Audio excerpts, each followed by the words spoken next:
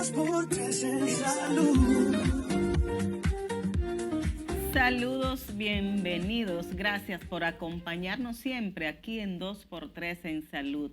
Altagracia Ortiz, Doris Pantaleón, felices de que cada semana ustedes estén ahí fieles a nosotras. ¿Cómo estás tú, Tati? Bien, y tú mirando ese negro que se ve tan regio. Se ve regio. Regio. El negro tiene una personalidad, o da una personalidad increíble. Sí. Me voy a aparecer con el pelo así como a la de esta muñequito, de esta película de la familia Addams. Qué bueno, Dori, ¿cómo pasaste la semana? Bien, ¿y tú? ¿Descansaste? El pasado fin de semana estabas libre. Estábamos libres.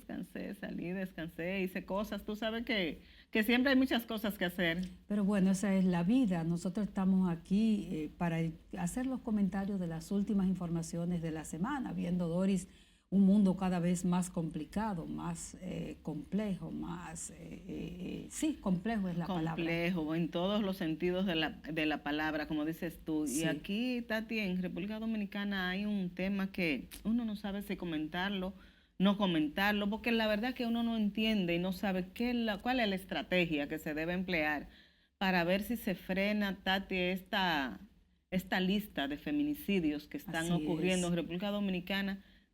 Van más de 30 feminicidios, Tati, apenas mayo va por mitad de mayo, quizás casi finalizándolo, pero 5 meses y es lo que tenemos y mira cómo van esas cifras. Entonces uno se pregunta cuál es la estrategia que se debe emplear. Yo creo que ninguna. Yo creo que cada vez que una mujer muere en manos de su verdugo, en este caso su pareja, su exnovio, siempre siempre.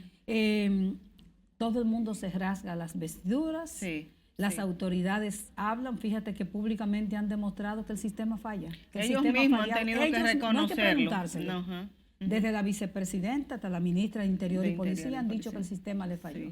Yo no entiendo cuál es el rol del Ministerio de Interior. No, de la mujer. Uno no entiende qué es lo que hace ese ministerio, o sea, sabemos que es uno de los ministerios más pobres, pero es que tampoco se siente nada. Por otro lado, uno dice, pero es un problema estructural de la sociedad.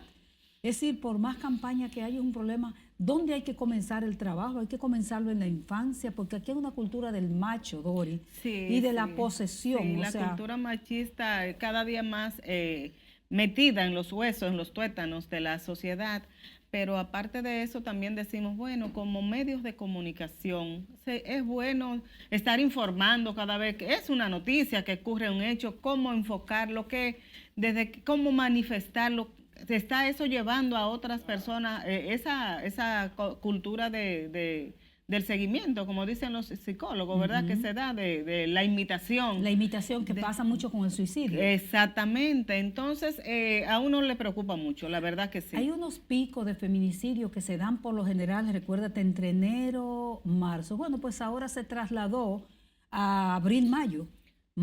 Subió el pico. Subió el pico, bueno, o sea, se ha extendido, vamos a decir así, el pico, porque desde enero está ocurriendo, o sea, se están dando casos. Pero el pico, por lo general, siempre se cuestionaba por qué en enero suben estos picos.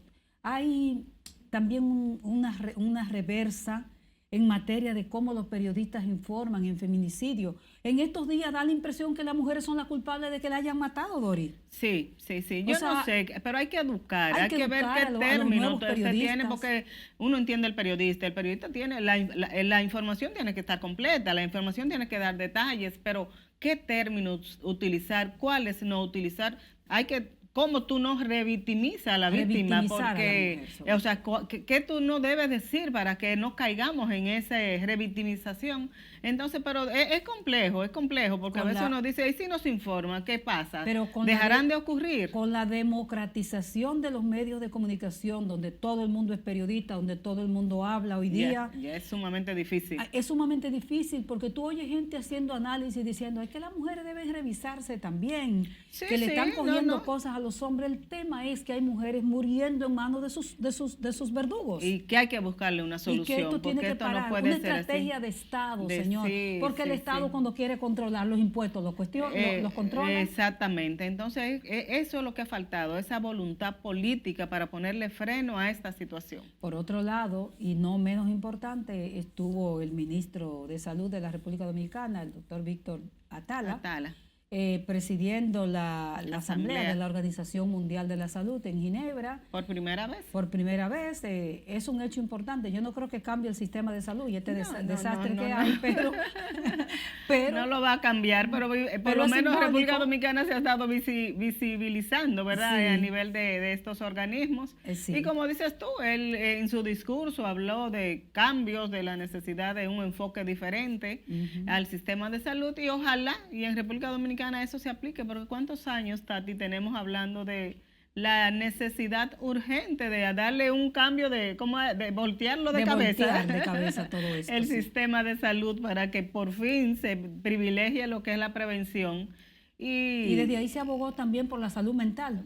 Sí, ¿verdad? Sí, un tema tan bueno, el tema de la salud mental, que si podríamos también vincularlo incluso a los feminicidios. Sí, se podría vincular. Sí, se podría vincular también. Entonces yo pienso que sí, que la salud mental en nuestro país tenemos muchos años diciendo. Manga por hombro. Y es una de las áreas que más necesitan intervenciones urgentes y efectivas. ¿Qué te parece si interrumpimos estos comentarios aquí y nos vamos a nuestra primera pausa para venir con el invitado de la tarde? Muy interesante, no se lo pierdan. Volvemos ahora.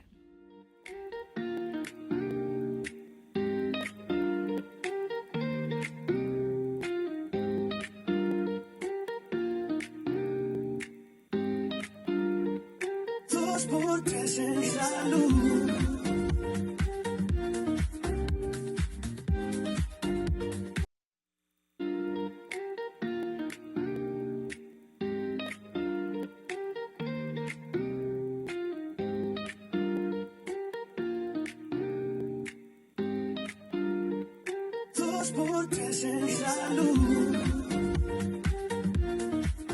Muchísimas gracias por continuar, por su presencia siempre valiosa para nosotros ahí.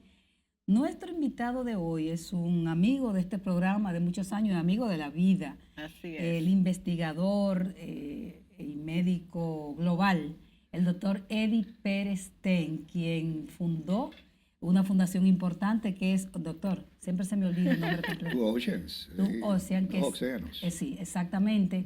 Y él está aquí hoy, con él vamos a hablar de muchísimos temas de importancia para la salud global. Saludos, doctor. ¿Cómo está usted? Muy bien. Muchas gracias. Vamos a hablar de algo que me gusta mucho, salud global, artificial. Así que vamos a disfrutarlo. Y con Eddie siempre se pueden enfocar muchísimos temas, porque no olvidemos de la epidemiología, de las investigaciones médicas y todo eso. Pero sí, su profesión, su especialidad original. Original. Doctor, con usted yo quiero empezar hablando de unos artículos que usted ha estado escribiendo sumamente interesantes sobre la educación médica en el siglo XXI.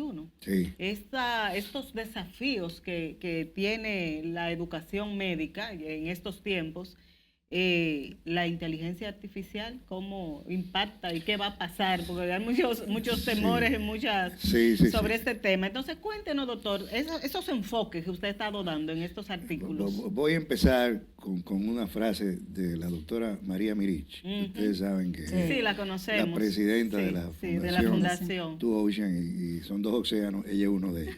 Son los dos océanos. Entonces, ella dice y sigue diciendo que esta es la mejor era de la humanidad.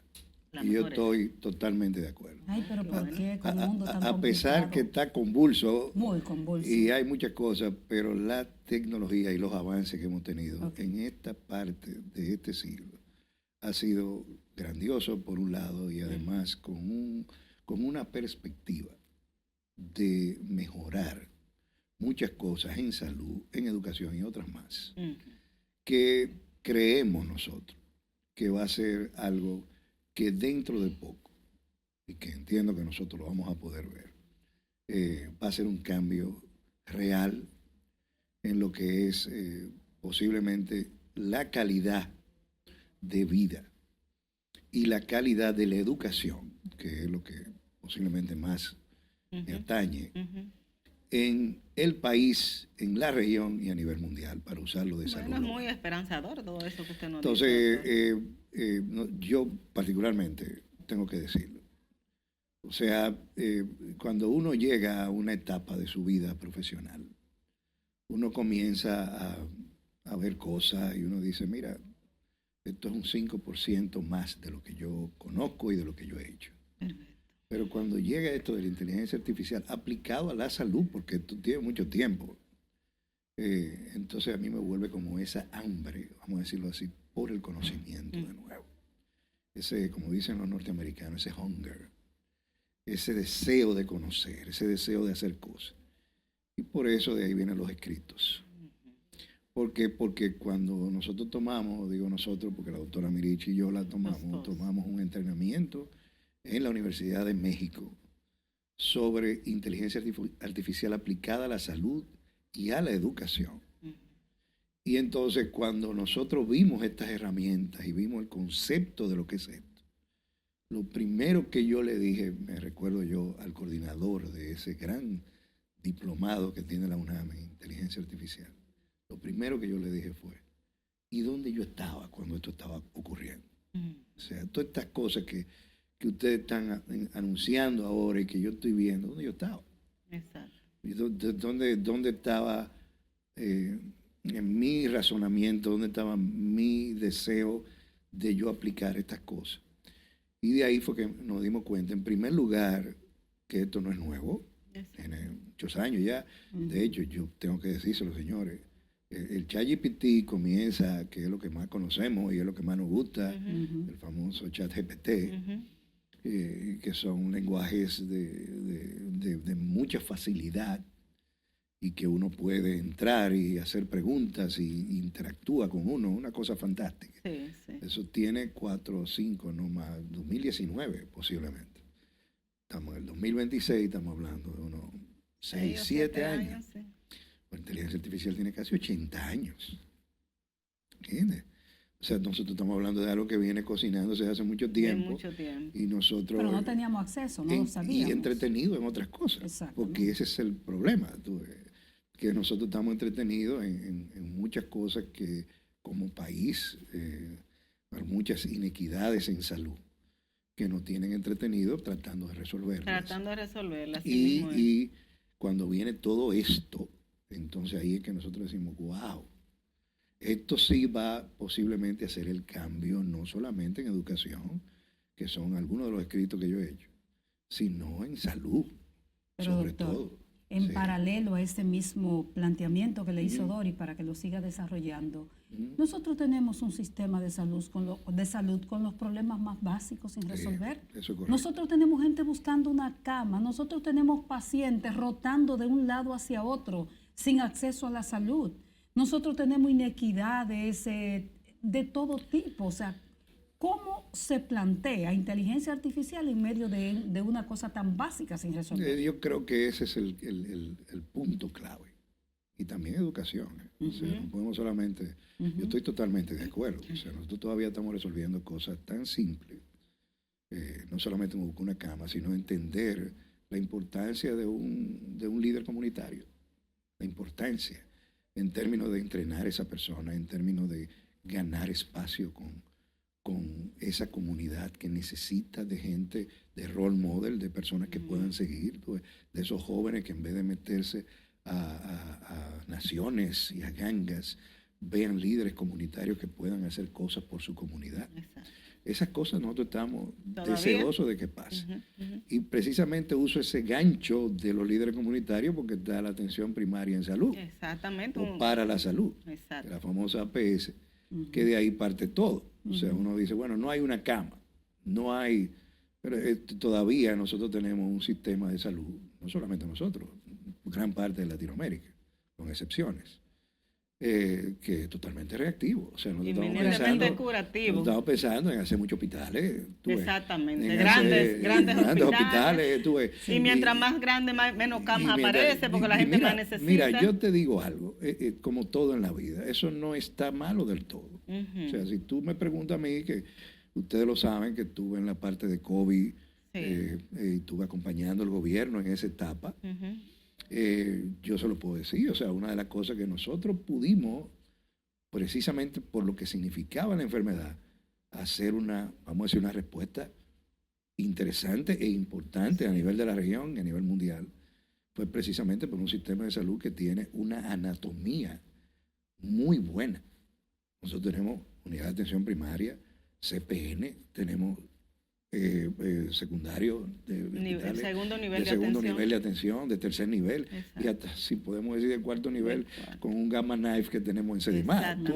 O sea, nosotros tenemos una infraestructura importante y eso es lo que nosotros le hemos llamado, para hacerlo más académico esto, como una anatomía del sistema de salud. Tú tienes una buena anatomía, que fue lo que se encontró posiblemente este gobierno en un principio con una pandemia de COVID que necesitaba camas y necesitaba tener accesibilidad, porque ese era el problema del COVID. Gran parte de lo que nosotros teníamos era que si comenzábamos a tener muchas enfermedades, muchas infecciones por COVID, nosotros necesitábamos gente que se ingresara, pero eso el COVID no era lo único, había otras cosas también. Claro, seguían los ACV, seguía la hipertensión. Todo eso, y nosotros entonces, ese era lo que se llamaba, acuérdense que no se nos puede olvidar, o sea, a veces se nos olvida, pero era la saturación del sistema. Exactamente. Que era lo que nosotros no queríamos, por eso cerrábamos. Era el temor. Por eso cerrábamos el país, la gente no le gustaba, pero había que cerrar, porque si se saturaba eso, ¿dónde íbamos a meter a gente? Exactamente. Entonces, eso es precisamente lo que es la anatomía. El gobierno entendió en ese momento que había que arreglar los hospitales, que había que hacer una inversión, pero entonces ya viene lo que es la fase ahora de fisiología. Doctor, para que nos defina esa fase de fisiología, nos vamos a una breve pausa y regresamos de inmediato.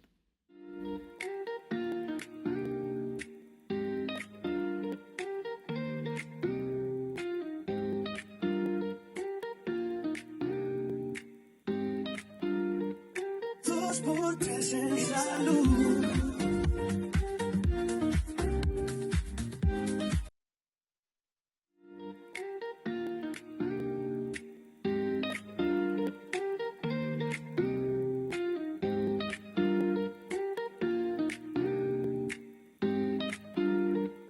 Dos por tres en salud. Estamos hablando con el investigador, el doctor Eddie Pérez Ten, y el doctor nos está hablando, haciendo esa radiografía del sistema, y nos está hablando de la fisiología del sistema. Decía usted, doctor. Cuéntenos, explíquenos en qué consiste esto. Hay mucha gente que debe estar pensando, está editorizando. ¿De qué está hablando, Eddie? Sí, pero en realidad son cosas que uno va aprendiendo con el tiempo, y que yo las he discutido con ustedes. Eso me gustó, un hermano de vida. Gracias por decir eso, que no lo dije ahorita. Y es precisamente después que tú tienes toda esa infraestructura, que ya tú arreglas esa infraestructura, que era lo que quería, y hacer algunas cosas más que se consideró necesario, un hospital de trauma. Hay muchas cosas más que se necesitan, eso es correcto. Pero tú no puedes dejar a un lado que tú necesitas organizar el sistema. Primero, lo primero de todo, que es lo que le llamamos la fisiología. Ya después de tu anatomía, tú tienes que saber cómo va a funcionar eso. Y tú tienes que buscar los recursos humanos para eso. ¿Tú ves? Y tienes que buscar recursos humanos que estén bien entrenados, ¿tú ves? Que tengan la actitud, no solamente la app con P, sino con C. ¿Tú ves? Y que tengan esos valores suficientes, ¿tú ves? Que es lo que no va nunca a sustituir una inteligencia artificial. Entonces, ¿dónde entramos en la inteligencia artificial? Pues ya lo he dicho. Tiene dos cosas. Tiene el sistema de salud, que con estas herramientas nuevas que vienen, te pueden ayudar muchísimo a que esa información que tanto queremos electrónica, con los récords médicos electrónicos, tú no tienes un récord médico electrónico no solamente para entrar data, tú necesitas que esa data se analice. A ver, yo llego a una emergencia grave, tú sabes que los dominicanos confundimos urgencia con emergencia y todo eso, y lo mezclamos todo. Llego a un área de emergencia con un dolor en cualquier lado. ¿Cómo me ayuda en ese caso? ¿Cómo ayuda al médico a mejorar mi condición rápidamente y definir lo que yo tengo, la inteligencia artificial? Una gran pregunta. O sea, tú entras por lo que nosotros entendemos que es el punto nodal de lo que es la atención, no prevención. Bien, lo que es la atención, que es la emergencia. Entonces tú dices, bueno, mira, yo necesito en primer lugar saber si este paciente es nuevo, si este es un paciente recurrente, de dónde viene, y así tú le haces una serie de historia clínica. Tú tienes que caracterizar al paciente. Así como tú caracterizas el sistema de salud, tú tienes que caracterizar al paciente. En este caso ya tú no te vas a población como un epidemiólogo, ya tú eres un especialista, un emergenciólogo, que tú recibes a esa persona y comienzas a caracterizar qué es lo que tiene. Con esa data que tú vas a entrar, se supone que la inteligencia artificial debe ayudarte, sobre todo en la parte de emergencia, en el triaje. Eso es muy importante y lo vimos en COVID. ¿Quién está peor que quién? ¿A quién yo voy a entrar? Y la gente decía, pero ustedes se han convertido en dioses porque ustedes van a decidir quién vive y quién no. Bueno, eso en realidad es lo que tú tienes que hacer cuando tú estás en una emergencia. Tú tienes que saber quién es que está peor. Exactamente. Y quién es que necesita atención más rápida para tú entonces resolver eso y después resolver lo menos traumático, vamos a decirlo así. La inteligencia artificial te puede ayudar a eso. De hecho, ya hay unas apps, unas aplicaciones que se están usando, no en este país todavía, pero se están usando en otros países ya, en la que tú puedes decidir con esas aplicaciones quién va a entrar primero y quién no. Pero para eso tú tienes en primer lugar que tener una buena data, tú tienes que tener una buena investigación, que eso es una de las cosas importantes, y además eso te puede ayudar mucho siempre y cuando esa app o esa aplicación haya sido lo suficientemente bien evaluada en la población en la que tú la vas a usar. Porque tú tienes que tratar, y eso es algo que tenemos que tener claro, la inteligencia artificial es muy buena, pero tiene sus errores. Claro.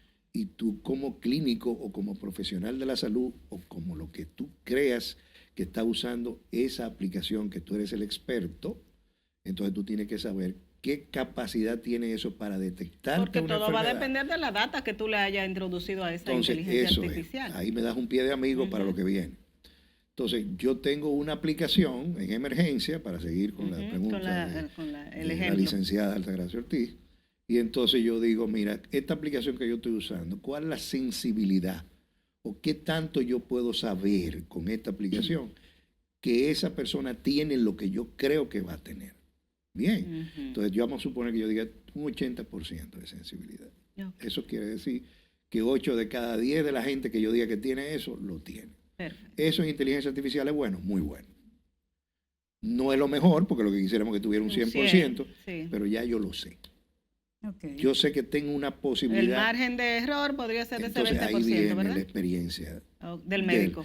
Y además viene la parte ética de yo saber, en primer lugar, cuáles son las ventajas y desventajas que tiene esa aplicación. Exactamente. Y la otra cosa importante, cuál es mi criterio clínico. El pensamiento crítico del médico. Doctor. Que yo tenga que hacer para eso. O sea, yo no le puedo dejar todo eso a una aplicación, sino que yo al final es que tengo que decidir, mira, tiene estos parámetros clínicos, tiene estos parámetros de laboratorio, ¿qué me dice la IA? Y ahí yo tomo la decisión. Pero ahí se plantea un segundo tema, que es la humanización. Exacto. ¿No podría esa inteligencia artificial poner el médico en automático, el personal de salud en automático, y entonces no pasar a esa parte humana de que tanto reclamamos, que tiene que ver con algo tan sencillo como tocar?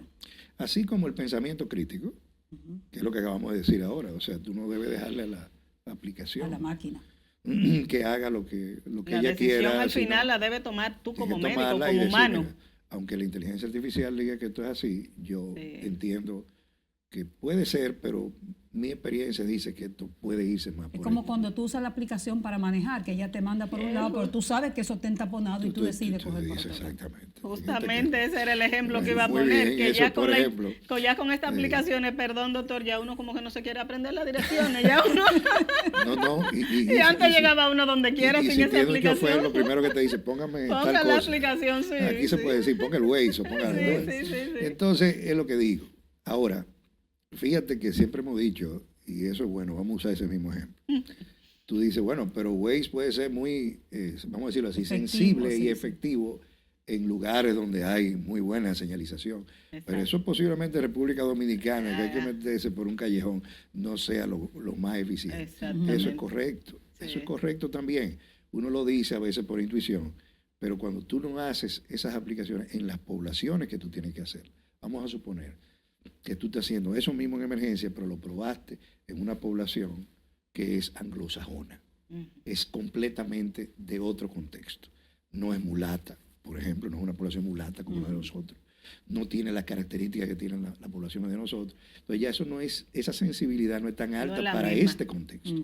Por eso nosotros estamos haciendo 2 estudios ahora mismo. Estamos haciendo uno en emergencia, que la licenciada no lo sabía, pero me alegro que lo haya dicho. Estamos haciendo aplicando desarrollando lo que podría ser una app en emergencia en un hospital Eso de es la la República fundación. Dominicana. Eso lo está haciendo la Universidad OIM. Ok. La fundación Two Oceans está haciendo algo que ganó con fondos SID, y es un app para detectar y referir procesos migrañosos. Una persona Oh, con qué migraña interesante. rápidamente al sistema de salud. Ok, doctor, vamos a definir esas dos investigaciones que son interesantísimas. Empecemos primero con la de la OIM sobre la emergencia. ¿En qué consiste esto? Entonces, hay un estudiante que está con nosotros, que está ya de término, Ujú.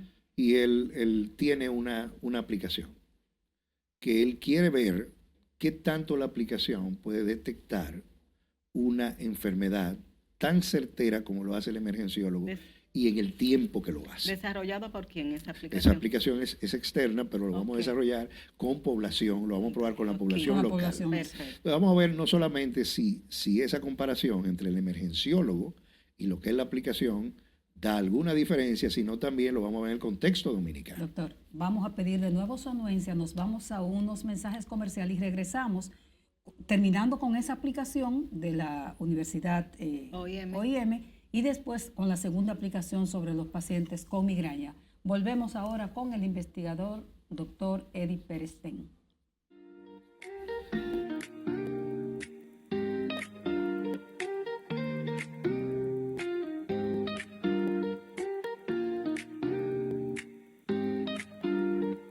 Dos por tres en salud.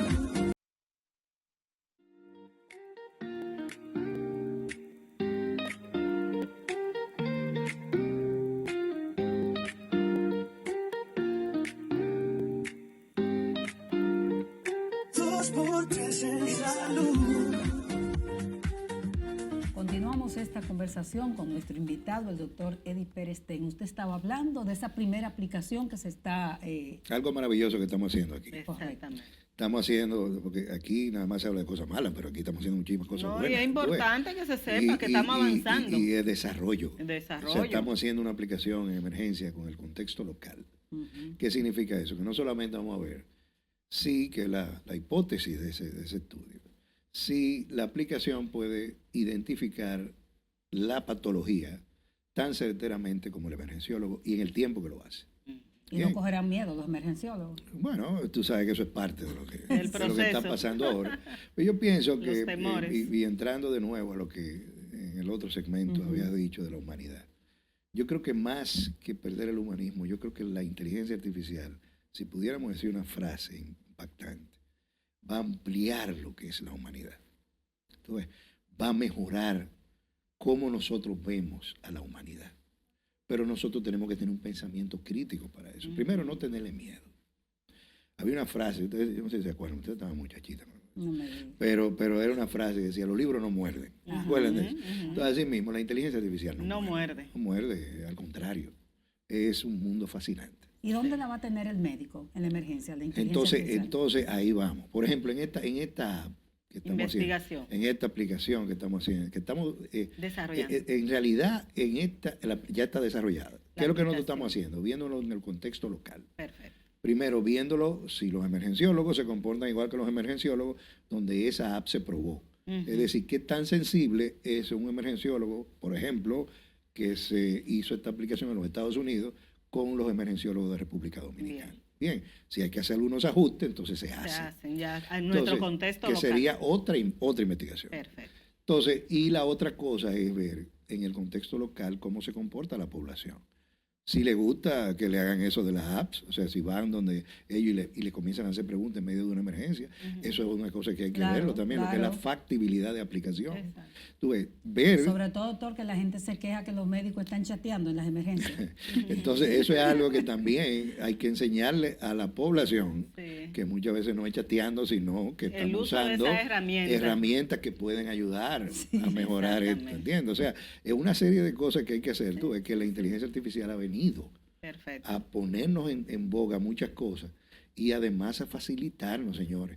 El médico no debe tener miedo a eso. El médico que le tiene que tener miedo es el que no lo aprenda.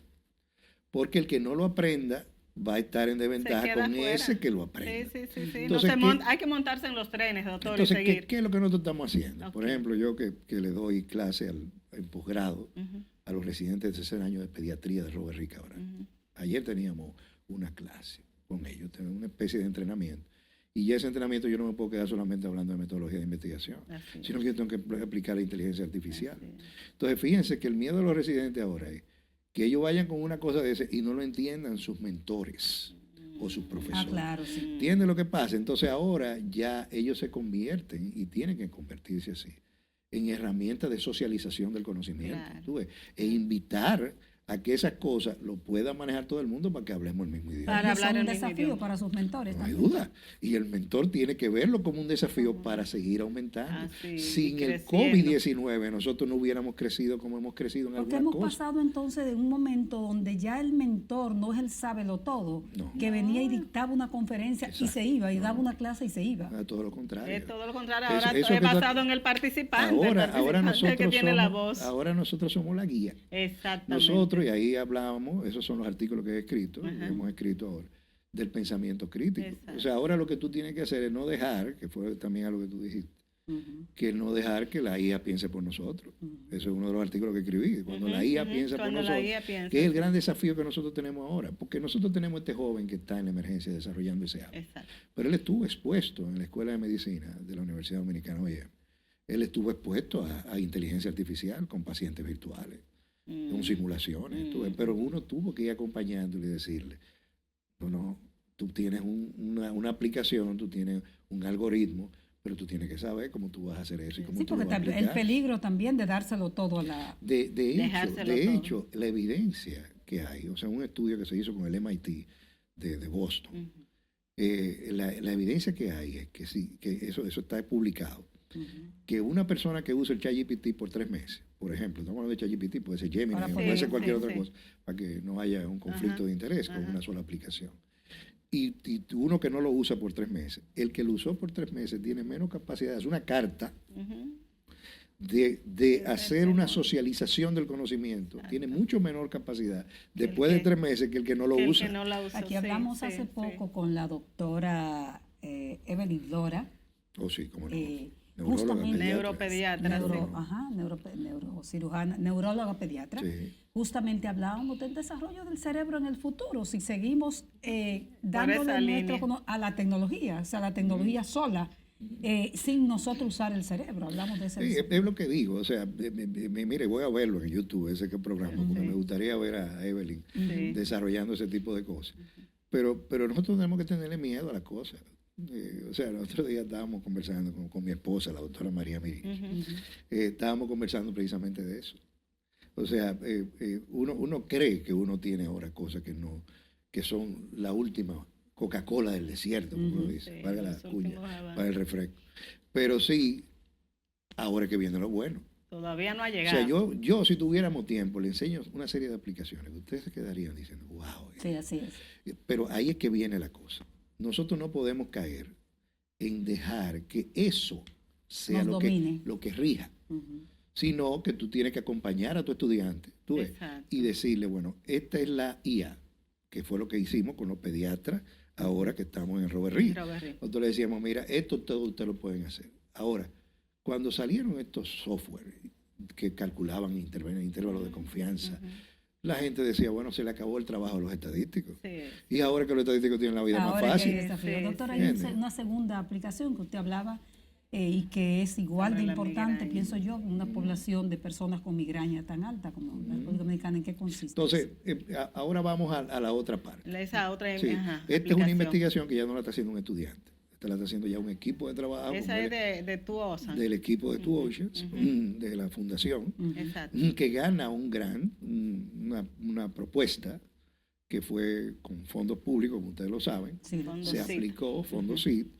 y se gana por un concurso por oposición. O sea, concursa mucha gente y esa se la dieron a la fundación. Es una aplicación que nosotros estamos desarrollando. Ya esta no es una aplicación como la del estudiante Perfecto. de OIM, que Se la que están ya estaba hecha. desarrollando ustedes aquí. Esto ya algo viene de República Dominicana. Perfecto. Hecho aquí por gente de aquí. Oh. ¿Entiendes? Entonces nosotros estamos viendo, ahí yo soy el investigador principal y tenemos un grupo, está la doctora Mirich como co-investigadora, la doctora Maciel Méndez Ah, sí. como co-investigadora, el doctor Juan Olivo que está trabajando también con nosotros. Entonces ese grupo de personas estamos desarrollando, o sea, primero lo que se hace es ver lo que opina la población para medir lo que yo le había dicho ahorita, la sensibilidad de la prueba.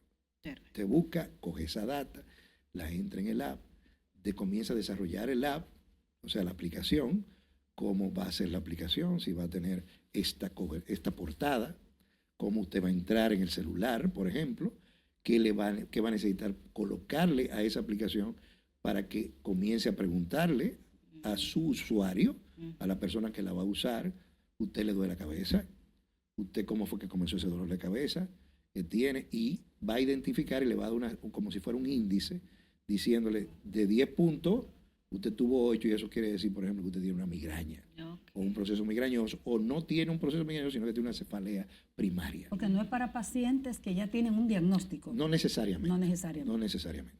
Y lo que se quiere, en primer lugar, es identificar, porque acuérdate que mucha gente también le duele la cabeza, pero nunca necesariamente sabe si es una migraña, sino que lo ve como una cefalea primaria. Entonces, lo que estamos tratando es, en primer lugar, identificarlo y, en segundo lugar, referirlo. O sea, pero si podemos tratarlo, porque el proceso migrañoso también se puede tratar, una cefalea por migraña, se puede tratar también con cosas que no necesariamente te lleven a la emergencia. Ahí volvemos a lo de la saturación del sistema. Y eso ayuda a reducir los tiempos para el diagnóstico también, doctor. Supongo Primero, yo que es uno de los grandes problemas. Primero, y segundo, te puede reducir la carga que tú le puedes producir a un sistema de salud cuando tú no tienes por qué llevar a un paciente de emergencia, sino que tú lo puedes ir dando pautas para que mejore ese dolor de cabeza en su casa. Perfecto, ¿Entiendes? doctor. Vamos a pedirle otro permisito, nos vamos a una pausa y regresamos ya con nuestro último segmento. Regresamos.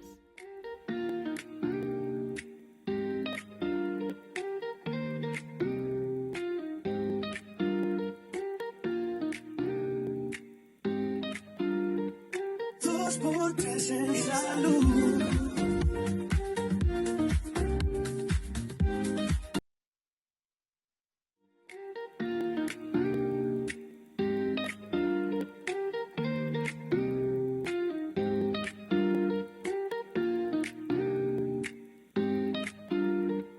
Dos por tres en salud. Seguimos dándonos este banquete, porque es un banquete de conocimiento lo que estamos recibiendo con el doctor Eddie Pérez Stein. Doctor, vamos a terminar la parte de esa aplicación ya de la migraña para pasar a otros temas. Y es que nos llama la atención que últimamente, doctor, en los cruceros se han ido desatando unos virus y la gente preocupada por esto, que si el hantavirus, que si el norovirus. Que si va a ser otra pandemia. Que si va a ser otro COVID como el que habíamos pensado, que el sarampión que está resurgiendo en países. El resurgimiento del COVID. Del COVID, que está también incluso aquí en República Dominicana, hay aumento de casos. Vamos a hablar de esos temas. Para terminar con la aplicación. Con la aplicación, sí. La aplicación hotelita la vamos a traer aquí. Muy bien, Okay, perfecto. Compromiso hecho. Va dirigida, no, claro, va dirigida y va a ser una primicia. Una primicia. Va dirigida al usuario de la comunidad. Ustedes saben lo mucho que nosotros hemos abogado por la atención primaria para la salud. Ajá. Que de hecho ustedes saben que ya yo no le llamo atención primaria de salud, sino atención primaria de salud 2.0. Que ella ha entrado en la inteligencia artificial. Claro. Ya un sistema de salud que no tenga inteligencia artificial no puede hablar de sistema de salud. O sea, un sistema de salud que no aplique este tipo, por ejemplo, de aplicaciones en la comunidad para detectar y prevenir cosas en la misma comunidad, que sean los propios líderes comunitarios que puedan manejarla, hacerla accesible a todo el mundo, que eso es uno de los problemas que pueden venir con la inteligencia artificial, que no sea accesible. Y sobre todo que sea aplicable no solo a contexto local, sino también a contexto global, que es lo que ustedes acaban de decir ahora, con el norovirus, con el hantavirus y ahora con el ébola. El ébola. Vamos a sí, entrar que hay justamente, muy doctor, preocupante. a esos grandes desafíos que tiene la humanidad. Ahora el ébola, que de nuevo, verá, se desata un brote, aunque nunca ha dejado de estar, ¿verdad? El ébola, el hantavirus, el norovirus, que fue bien localizado, pero que parece que nunca ha dejado de estar aquí, más esas enfermedades que se desatan a raíz de que el cambio climático está bien loco. Quizá eso último que dijiste, lo que más... La clave, ¿verdad? Lo que más puede pesar.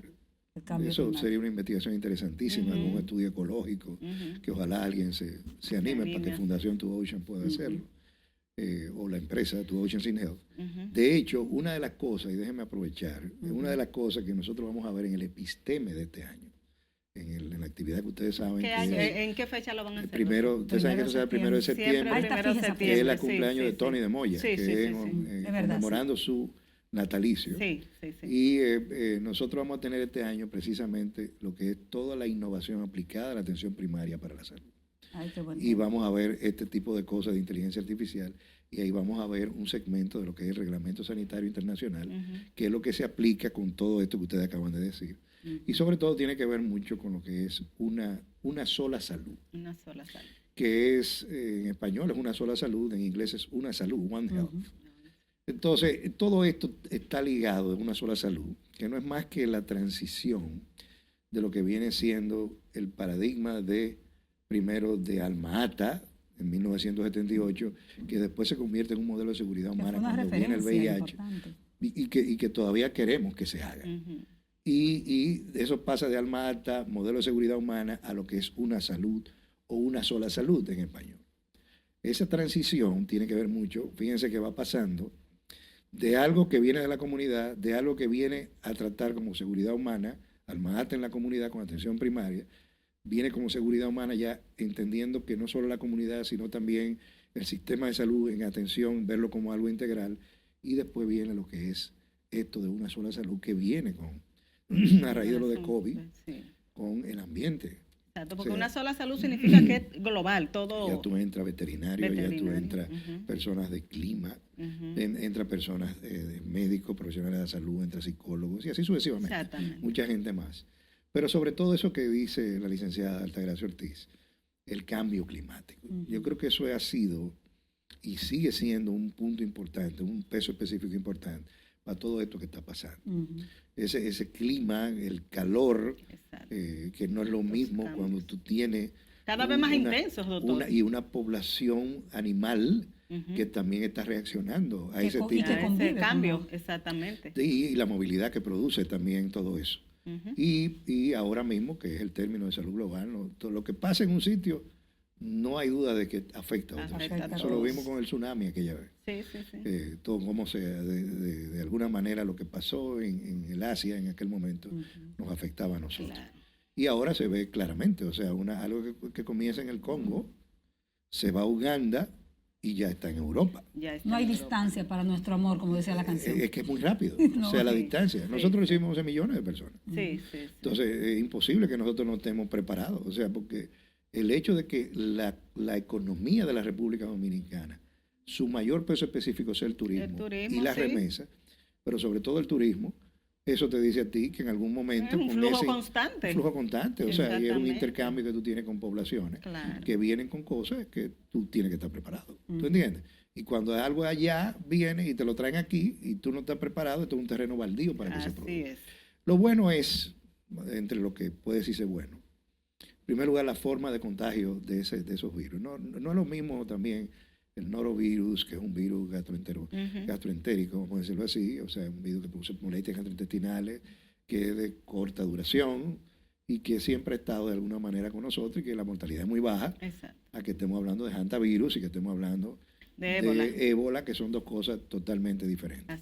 Y además una mortalidad diferente también y una forma de contagio diferente, por suerte, a lo que era o lo que es COVID. Porque el COVID, recuérdense que tenía un R0, una tasa de transmisión de casi 13. Es decir, una persona era capaz de tosir aquí o estornudaba. Contagiar a 13 personas. Esto no, esto ya tú tienes que tener un contacto más estrecho. Más directo. ¿Entiendes?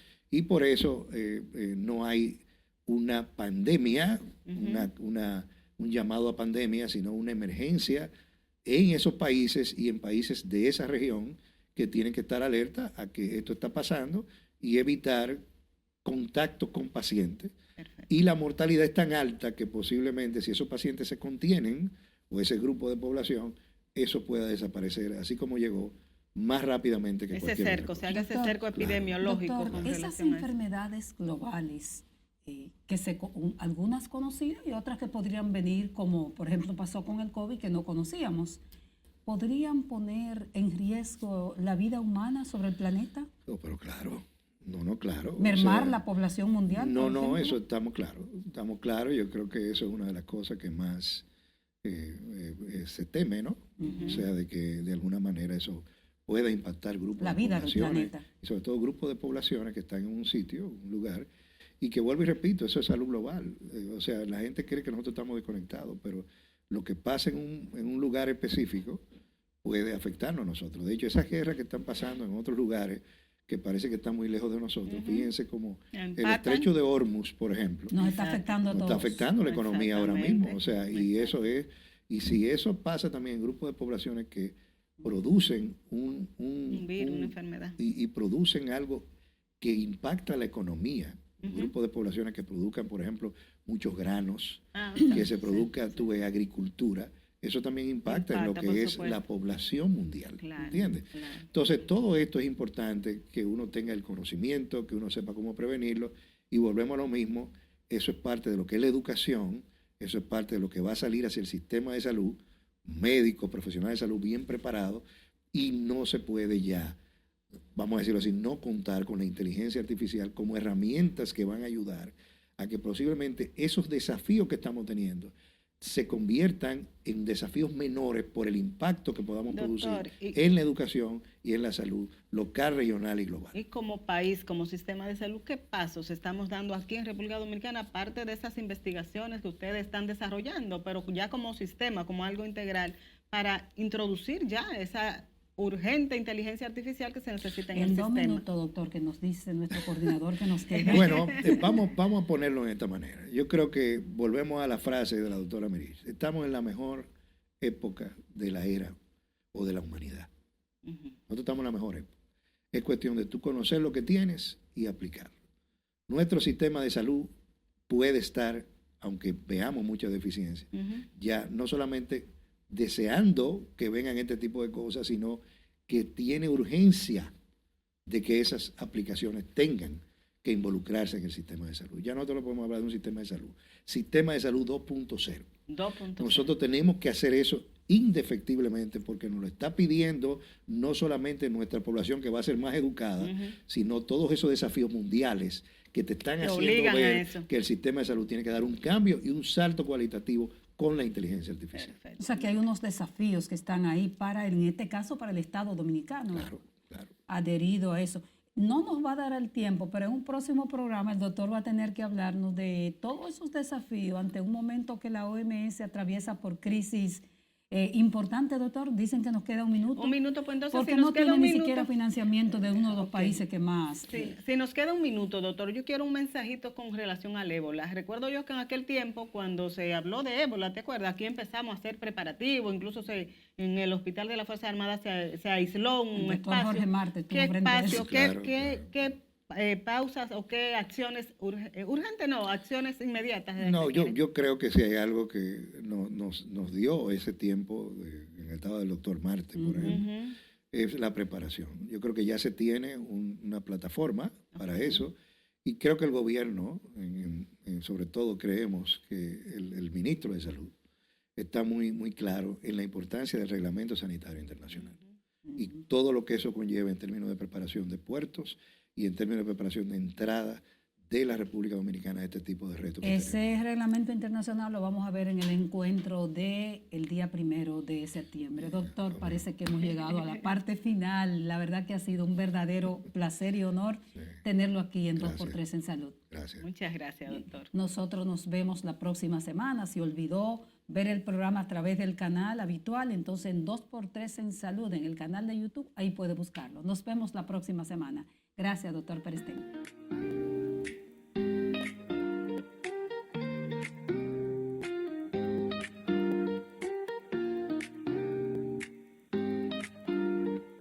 Dos por tres en salud.